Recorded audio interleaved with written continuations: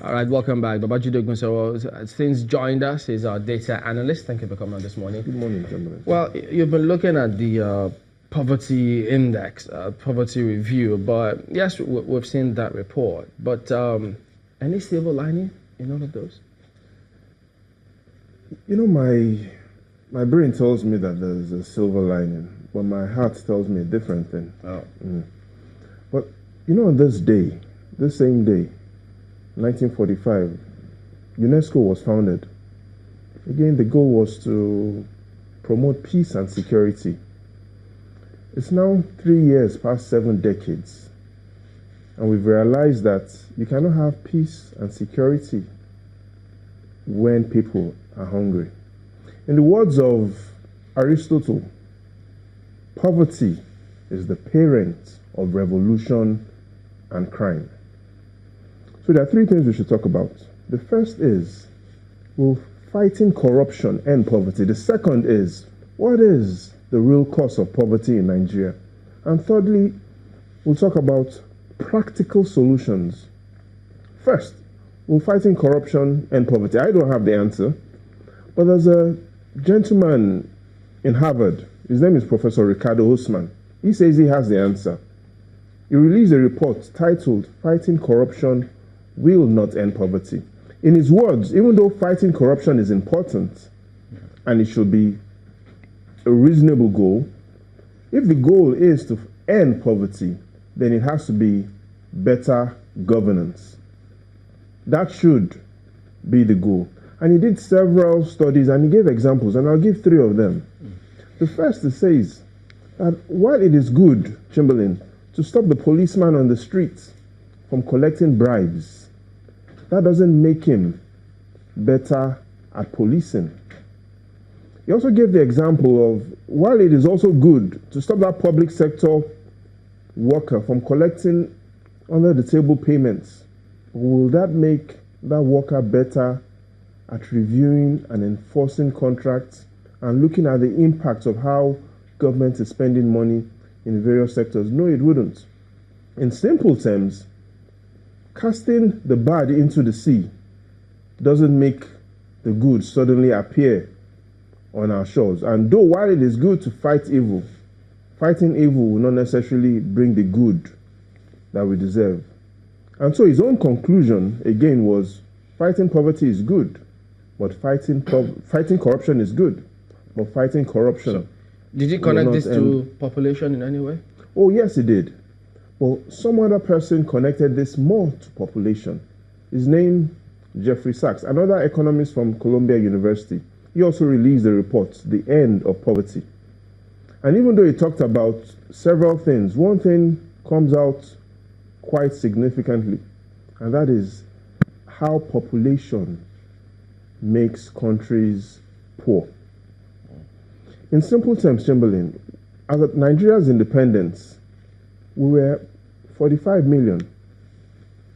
UK, 52 million. The population of the United Kingdom was more than ours. Within the last almost 6 decades now, theirs has moved from 52 million to 66 million. Our population has grown from 45 million to 200 million. Here's what I mean in simple terms, and let me make it more simple.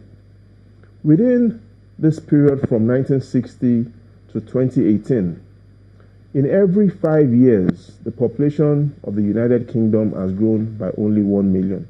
Again, in every 5 years, that population has grown by 1 million.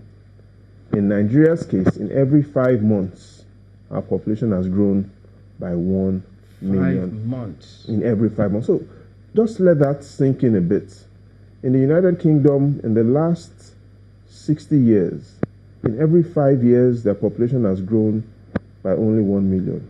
In Nigeria, in every 5 months, our population grows.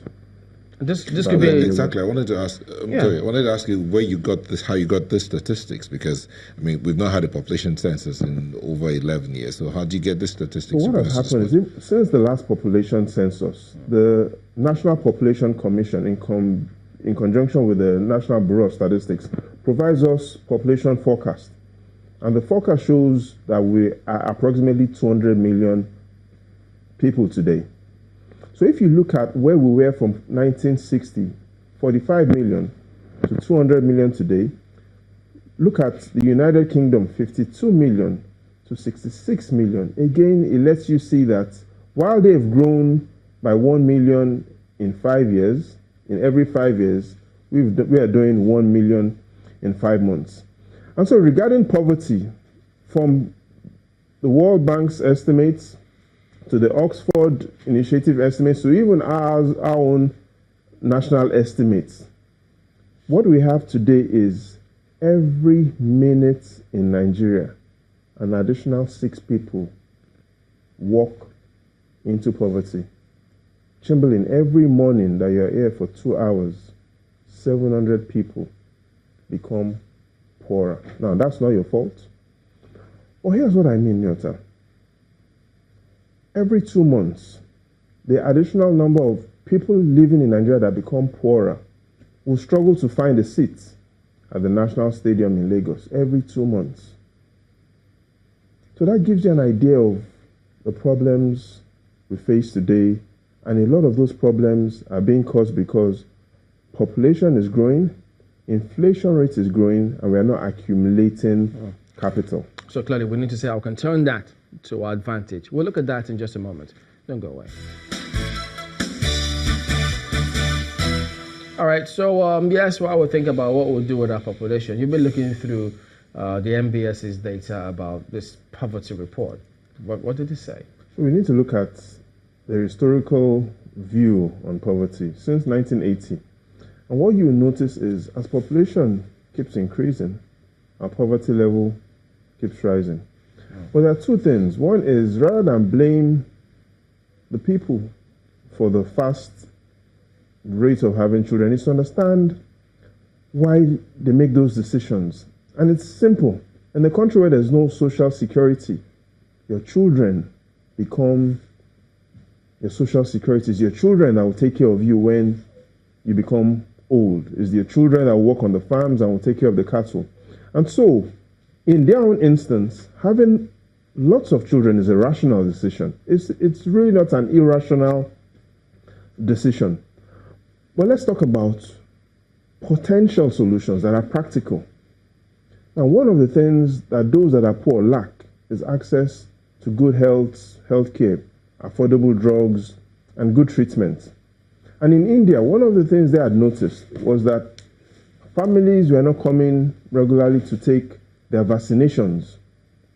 So here's what they did that improved their vaccination completion rate from 6% to 38%. They realized that people considered the short-term benefits more than the long-term benefits. And though vaccination provides you long-term benefits, there are no short-term benefits.